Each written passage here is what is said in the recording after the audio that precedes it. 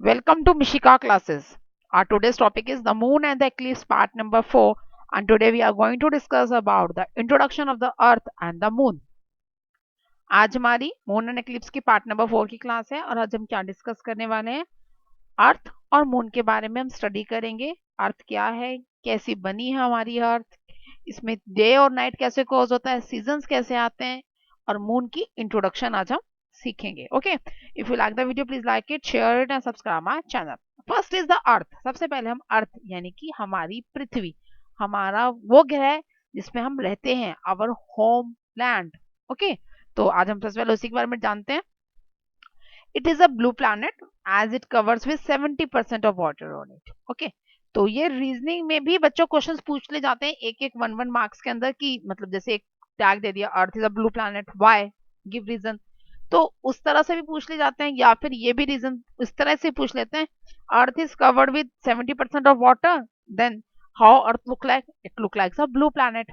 तो दोनों तरह से ही क्वेश्चंस पूछ ले जाते हैं, तो ये जो लाइंस है इसको ध्यान से समझना। Okay, it is a blue planet. ये कौन से प्लैनेट है, ब्लू कलर का क्यों है, क्योंकि यहाँ पे 70% क्या है, वाटर है। ओके, आपको सबको पता है ना कि जो पूरी की पूरी अर्थ है उसमें 5 ओशंस हैं, और जो टोटल मतलब जो है पूरी अर्थ का 70% क्या कवर करते हैं, वाटर करते हैं, यानी कि ओशंस कवर करते हैं। उसके बाद earth is the only planet where life is possible. Earth ही एक ऐसा प्लैनेट है जहां पर क्या है, लाइफ है, जिंदगी है, मींस लोग रह सकते हैं, प्लांट्स एनिमल सरवाइव कर सकते हैं। और ऐसा क्यों है, because water is present on earth. सबसे पहला इंपॉर्टेंट चीज क्या है, अर्थ के ऊपर क्या है, वाटर प्रेजेंट है।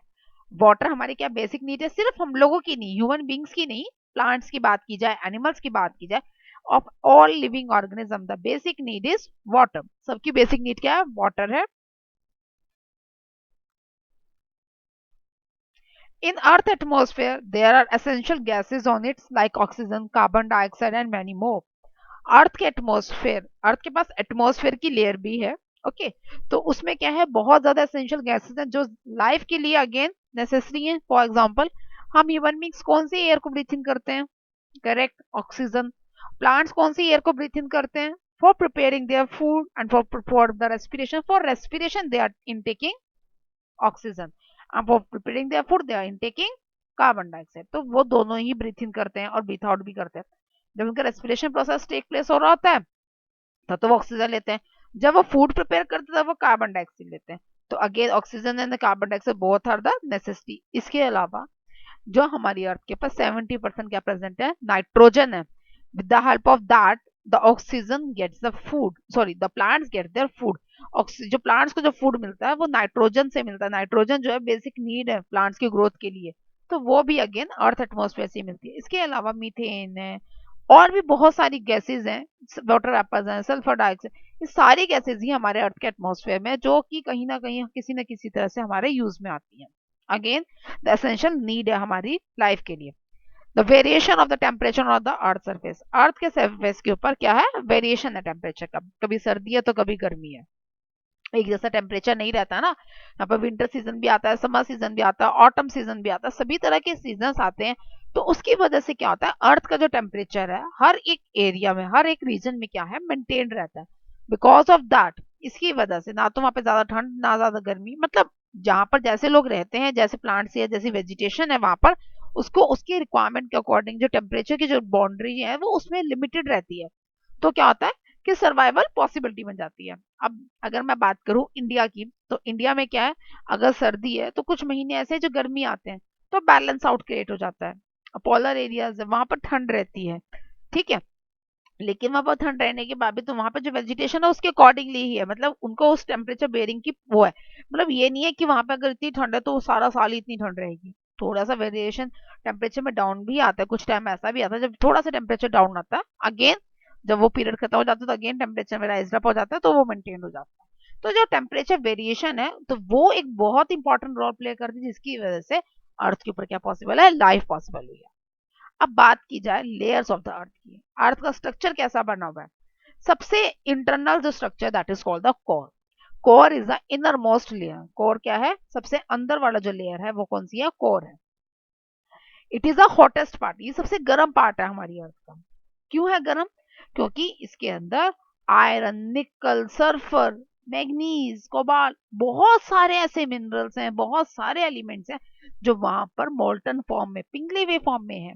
ओके, तो उसकी वजह से क्या हो रहा है, वहां पर प्रेजेंट है। अब उनका टेम्परेचर इतना ज्यादा हाई है, you can't believe that the temperature as approximately of 6000 degree Celsius. वहां पर जो टेम्परेचर वो कितना है, कम से कम 6000 डिग्री सेल्सियस है। बिकॉज ऑफ दैट, इसी वजह से जो हमारी अर्थ है, it behaves like a magnet. ये कैसे बिहेव करती है, मैग्नेट की तरह बिहेव भी करती है। क्यों करती है, अभी आपको मैंने बताया ना, उसमें आयरन प्रेजेंट है, और हमारे जो ब्लड है, कोई भी ब्लड है, उसमें सब में हीमोग्लोबिन प्रेजेंट है। तो that haemoglobin what contains iron in them, तो वो आयरन आयरन अट्रैक्ट करता है ना एक दूसरे को, that's why they behave like a magnet. Earth हमारे लिए मैग्नेट की तरह बिहेव करती है। नेक्स्ट लेयर कौन सी है, मेंटल। मेंटल कहाँ लाई करती है, lies above the core, course के ऊपर है। इसके अंदर क्या है, रॉक्स है, टेक्टोनिक प्लेट्स आती हैं, फिर उसके ऊपर क्या आता है, लावा। वोल्केनिक इरप्शन जब भी होती है, when the volcanic eruptions occur, then the lava, then the rocks, जो रॉक्स वहां पे प्रेजेंट है वो मेल्टेड फॉर्म में होकर, मेल्ट होकर मैग्मा की फॉर्म में होकर लावा, लावा बनता है, लावा बन के वो बाहर निकल जाती है, और जब वो अर्थ सरफेस पे पड़ता है तो क्या बन जाता है, मैग्मा में कन्वर्ट हो जाता है। तो in the form of lava and magma, that molten rocks or that rocks comes out from the earth surfaces. तो और टेक्टोनिक प्लेट्स की भी मैंने बात की थी, मैंने कहा था टेक्टोनिक प्लेट्स है। तो what is a tectonic plates, tectonic plates क्या है बेसिकली, जो कंटिन्यूअसली मूविंग में रहती हैं, फ्लोट करती रहती हैं।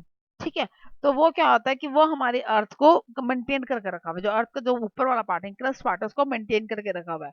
ठीक है, तो उसकी वजह से क्या हो रहा है कि अर्थ के अंदर ये जो वेरिएशंस आती हैं टेम्परेचर की, एटमॉस्फेरिक प्रेशर्स की, और जो वॉल्केनिक इरप्शंस आ रहे हैं, ये सभी की वजह से ही वहां पर बैलेंस बैलेंस और टेम्परेचर जो है मेंटेन रहता है। ठीक है, अब बात आती है, जो ये मोल्टन रॉक्स हैं, ये लावा और मैग्मा की फॉर्म में बाहर आ जाते हैं फ्रॉम द मेंटल लेयर। और जो लास्ट लेयर है, that is a crust, that is a top most layer, सबसे ऊपर की लेयर है। यहाँ पर क्या है, सॉइल एंड वाटर है। सॉइल वाले पार्ट में तो हम रहते हैं, यानी कि माउंटेन्स हैं, वैलीज हैं, ओके, प्लेन्स हैं, सभी कुछ है वहां पर। और वाटर वाले पार्ट को हम क्या कहते हैं, द ओशंस और द रिवर्स। ठीक है, मेनली द ओशंस कहा जाता है, जो ओशन के नीचे वाला फ्लोर है उसे ओशन फ्लोर कहते हैं। Now we are going to discuss about the days and night. How days and night occur on the earth. अर्थ के ऊपर days और night कैसे occur होते हैं। सबसे पहले इसके लिए हमें समझना पड़ेगा what is the meaning of rotation. Rotation किसे कहा जाती है, when any planet rotate on its own axis is called rotation. जब भी कोई भी प्लैनेट अपने ही एक्सिस पे, यानी कि जहां पर है, जो उसकी एक्सिस है उसी के ऊपर रोटेट करता है, तो उससे क्या कॉज होता है, डे एंड नाइट कॉज होते हैं। अर्थ को 24 आवर्स लगते हैं वन रोटेशन को कंप्लीट करने के लिए, जिसको हम वन डे कहते हैं। Earth takes 24 hours to complete one rotation and that is equal to the one day. हम इसे 24 hours को क्या कहते हैं, one day कहते हैं। The part of the earth which faces the sun has day. जो पार्ट सन के सामने आता है, अर्थ का जो सा पार्ट सन के सामने आता है, वहां पर तो क्या हो जाता है, डे हो जाता है। और जो पार्ट अर्थ के सामने नहीं होता, सन और अर्थ जोन सा, अर्थ का जोन सा पार्ट जो सन के सामने नहीं होता, that is night. The part of the earth which do not face the sun has night. This is the sun. ये सन है, इधर मैंने अर्थ ड्रॉ करी है। अर्थ का जो पार्ट सन के सामने है, तो वहां पर क्या कॉज हो गया, डे। और जो पार्ट सन अर्थ का जो वहां पर कॉज नहीं हो रहा, जो सन के सामने नहीं आया, तो वहां पर क्या ब्लैक ब्लैक है, तो मीन्स वहां पर क्या हो गया, नाइट हो गया। This is all about the how the day and night is cause. Next the seasons, what how season is cause. सबसे पहले हम जानते हैं सीजन किसकी वजह से होता है। Season is cause due to the revolution, revolution की वजह से सीजन होता है। When planets revolve around the sun on its own orbit path is called revolution. Planet जब क्या करते हैं, सन के चारों तरफ घूमते हैं, कोई भी प्लैनेट है जो सन के चारों तरफ घूमते हैं अपने अपने पाथ में, उसे क्या कहा जाता है, रिवॉल्यूशन कहा जाता है। ओके, अब रिवॉल्यूशन हो गया, तो रिवॉल्यूशन को कितना टाइम लगता है हमारे अर्थ को कंप्लीट करने, that is approximately 365 and 1/4 day. And after every fourth year it comes to one day and that equals to 366 days. Okay, so it takes 365 and 1/4 days to complete one revolution. अर्थ के जो angle है rotation की, that is 23.5 degree है। अर्थ की rotation की angle कितनी है, 23.5। Means अर्थ सीधा नहीं है, स्ट्रेट नहीं है, 90 डिग्री पे नहीं है अपने ऑर्बिट में, वो कितने टिल्टेड एंगल पर, 23.5 डिग्री के एंगल पर है। ड्यू टू दैट, उसकी वजह से क्या होता है, सीजन अकर्स होते हैं। इसकी वजह से क्या होता है, सीजन्स अकर होते हैं। When north pole is close to the sun, जब नॉर्थ पोल सन के क्लोज होगा, तो नॉर्दर्न हेमिस्फीयर में क्या हो जाएगा, सन की रेज ज्यादा पड़ेंगी, तो वहां पर क्या हो जाएगा, हॉट हो जाएगा। और साउदर्न हेमिस्फीयर क्या हो जाएगा, सन से दूर हो जाएगा, तो वहां पर क्या हो जाएगा, कोल्डर हो जाएगा। ओके, सेम ऐसे ही when south pole is close to the sun, जब साउथ पोल सन के पास होगा तो साउदर्न हेमिस्फीयर क्या हो जाएगा, हॉटर हो जाएगा, और नॉर्दर्न हेमिस्फीयर क्या हो जाएगा, ठंडा हो जाएगा। तो इस वे से जो है ये सर्दियां और गर्मियां हमारी कॉज होती है। जोन सा पार्ट सन के पास होगा, नॉर्दर्न होगा तो वहां पर गर्मियां होंगी, साउदर्न होगा तो साउदर्न में गर्मियां होंगी, और जोन सा पार्ट दूर होगा वहां पे क्या होगी, ठंड होगी, कोल्ड होगी। नॉर्थ पार्ट दूर होगा तो नॉर्थ पार्ट में कोल्ड होगी, साउथ पार्ट दूर होगा तो साउथ पार्ट में वो होगी, ठंड होगी। ओके, जो नॉर्थ पार्ट है generally May, April, May, June and July, these are the months जब जो है ये बेसिकली नॉर्थ पार्ट जो है सन के पास होता है। अप्रैल में आना स्टार्ट होता है, मई, जून, जुलाई जो है पूरा टिपिकल मतलब जो है नॉर्थन पार्ट में गर्मी रहती है, अगस्त का भी कुछ पार्ट जो है गर्मी रहती है, उसके बाद दूर होना स्टार्ट हो जाता है। Now we are going to discuss about the moon. अब हम मून के बारे में पढ़ेंगे।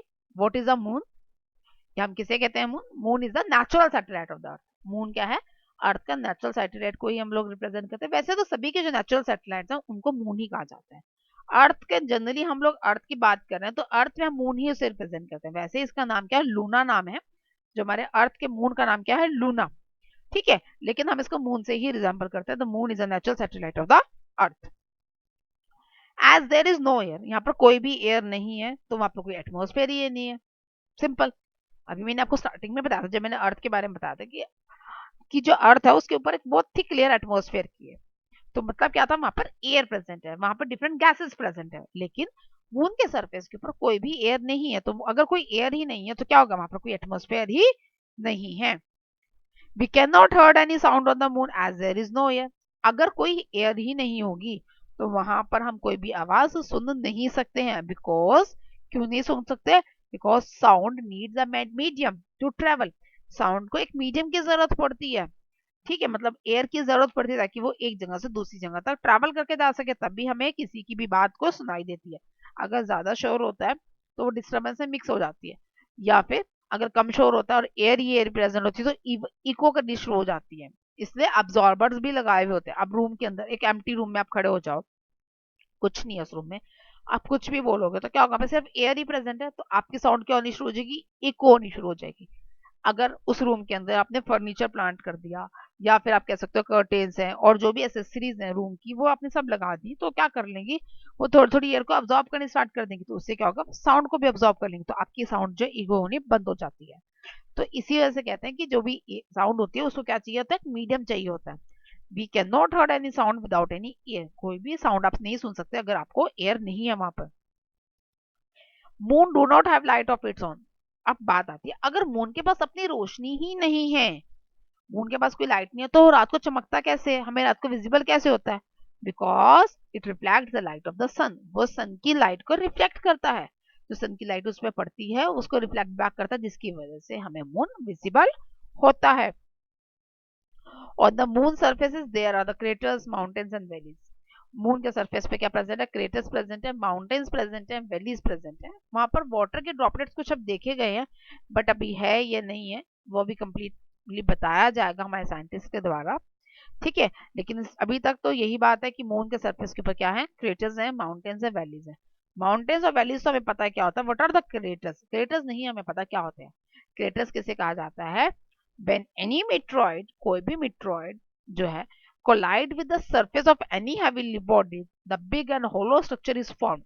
That structure is called the crater. उसको क्रेटर कहते हैं। किसे कहते हैं, crater.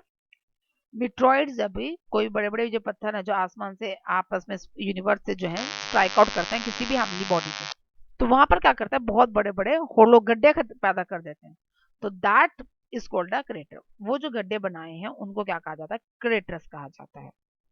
Now we are discuss about the questions. Okay, the first question is, what is the distance between the moon and the earth? Moon और अर्थ के बीच में distance कितना है? That is approximately 3,84,400 kilometer. Name the moon which is covered with craters. ऐसा कौन सा moon है जो क्रेटर से भरा पड़ा है? अभी नहीं बताया ना, what is the crater, crater इसे कहते हैं जिसमें गड्ढे होते हैं। तो ऐसा कौन सा मून है जिसपे क्रेटर्स ही क्रेटर्स हैं? That is a Callisto. Callisto ऐसा मून है जिसपे क्या है, क्रेटर्स ही क्रेटर्स प्रेजेंट है। एंड दैट मून, कैलिस्टो किसका मून है, जुपिटर का। जुपिटर का मून है कैलिस्टो, जिसके ऊपर क्या है, सिर्फ और सिर्फ क्रेटर्स हैं। Name the coldest place of the solar system. Solar system की कोल्डेस्ट प्लेस, सबसे ज्यादा ठंडी प्लेस कौन सी है? That is a ट्रिटॉन, the moon of the Neptune. Moon, Neptune का एक मून है ट्रिटॉन, उसको अभी तक सबसे ज्यादा ठंडी प्लेस काउंट किया गया है, जिसमें सबसे ज्यादा ठंड है। यूरेनस जो है वो कोल्डेस्ट प्लैनेट है, बट द कोल्डेस्ट प्लेस कौन सी है? ट्रिटॉन है, that is the moon of the Neptune, Neptune का मून है। What is the moon's gravity? Moon's की ग्रेविटी कितनी है? That is 1/6 of the earth gravity. Earth की ग्रेविटी के 1/6 ग्रेविटी है। मीन्स फॉर एग्जाम्पल, सपोज करो किसी का वेट, अगर फॉर एग्जाम्पल की मैं अगर बात कर रही हूँ कि अगर किसी का वेट 36 केजी है और वो मून के ऊपर चला जाता है, तो वहां पर उसका वेट कितना रह जाएगा? करेक्ट, 6 केजी रह जाएगा सिर्फ। ठीक है, तो वो क्या है, वहां पर उसकी ग्रेविटी कम हो गई है, ग्रेविटी कम होने की वजह से उसका वेट जो अपना फॉल डाउन हो जाएगा। और बिकॉज ऑफ दिस, इसकी वजह से एडवांटेज क्या हो रहा है? You can lift any object very easily, heavy object very easily. अगर भारी से भारी चीज भी होगी तो उसका वेट क्या रह जाएगा? 1/6 ही रह जाएगा ना, तो आप उसको इजिली उठा सकते हो। ओके, अगर आपने कोई 6 केजी का कोई वेट उठाना है वहां जाके, तो उसका वेट वहां जाके कितना रह जाएगा? ओनली 1 केजी, 1 केजी का वेट रह जाएगा वो सिर्फ। होगा वो 6 केजी ही, बट रह जाएगा कितना? 1 केजी का वेट रह जाएगा। बाकी जो है उसकी वजह से उसका वेट 1 केजी रहने की वजह से आप उसको इजिली लिफ्ट कर सकते हो। This is the difference between the weight and the mass. Mass का मतलब क्या होता है? वो 6 का 6 केजी ही रहेगा, लेकिन वेट क्या होता है कि वो 1/6 रह जाता है। मास वेरी नहीं करता, वेट ग्रेविटी के अकॉर्डिंगली काम करता है, और जब भी हम कोई चीज लिफ्ट करता है वो वेट के अकॉर्डिंगली करते हैं, ना कि मास के accordingly. This is all about the Mishika class today's topic. आज के टॉपिक के बारे में था। अगर आपको कोई डाउट है, you can ask me, you can comment me if you have any doubt, you can, then I will give reply there. That's all for today's class. Thank you.